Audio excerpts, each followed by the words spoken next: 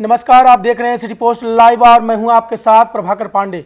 मोतिहारी पहुंचे VIP party के supremo Mukesh Sahni, जहां बापू सभागार में हुआ जोरदार कार्यकर्ता सम्मेलन। मोतिहारी जोन के 7 जिलों से हजारों कार्यकर्ता सम्मेलन में पहुंचे थे।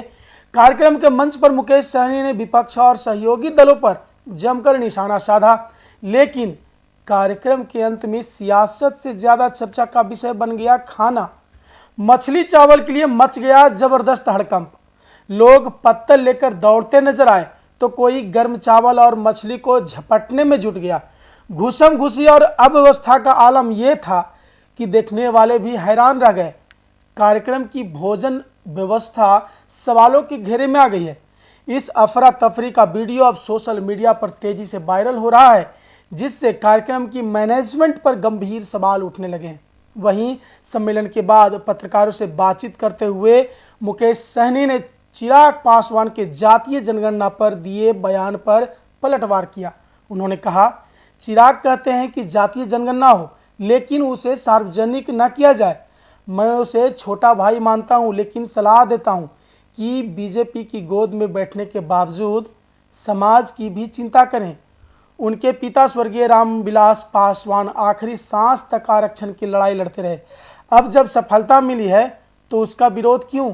मुकेश सहनी ने तंज कसते हुए कहा, बीजेपी के हनुमान बनने के चक्कर में पहले एक बार घर से बेघर हो चुके हैं, वहीं अब समाज से ही बेदखल न हो जाए। इस तरह से तंज कसते हुए मुकेश सहनी ने बड़ी बात कही है चिराग पासवान को लेकर।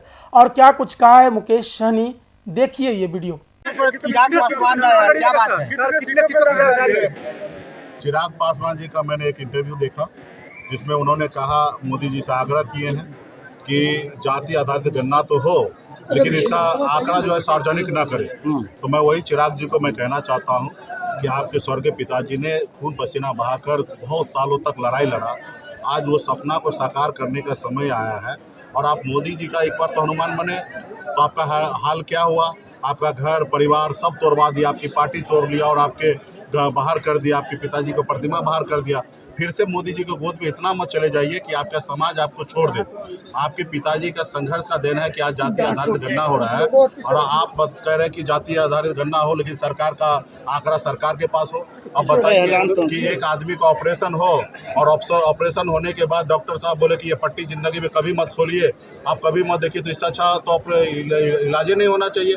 तो आज जब तक हमारी लड़ाई है स्वर्गीय पासवान जी का, लालू जी का, मुलायम सिंह यादव जी का, शरद यादव जी का, तमाम बैकवर्ड लीडर का, बहन मायावती जी का, कि जाति आधारित गणना हो, जिनकी जितने संख्या है उतने उनको हिस्सेदारी मिलना चाहिए।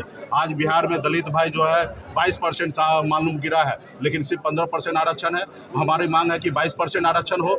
आज बिहार में 37% अति पिछड़ा है तो सिर्फ महज 18% आरक्षण मिल रहा है। हमारी मांग है कि 37% है तो 37% मिलना चाहिए।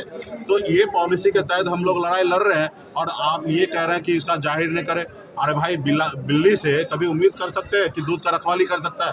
आज भाजपा से, आरएसएस से कभी हम उम्मीद कर सकते हैं कि आज गरीब पिछड़ा दलित जो है वो हजारों साल से इनको गुलाम बना के रखा गया था और आज मैं उनसे उम्मीद नहीं कर सकता हूं कि वो हमारे हक अधिकार देंगे। आज बिहार में नीतीश जी, लालू जी की सरकार ने 18% से बढ़ा के 25% आरक्षण किया गया। वही भाजपा के लोगों ने कोर्ट में जाके स्टे ले लिया और आरक्षण 25% रोक के आज 18% हो रहा है। तो हमारी लड़ाई है कि जितनी जिनकी आबादी है उतनी संख्या में मिलना चाहिए। आज बताइए, बरसों से हम 14% की आबादी है, अब पूरे बिहार में बता दीजिए हमारे कितने विधायक हैं।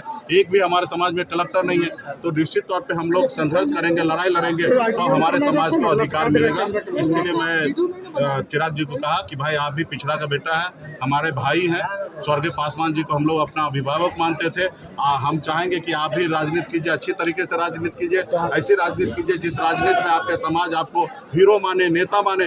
आप ऐसे स्टेटमेंट न दीजिए जिससे आपका समाज आपको। पालगाम में जो हमला हुआ है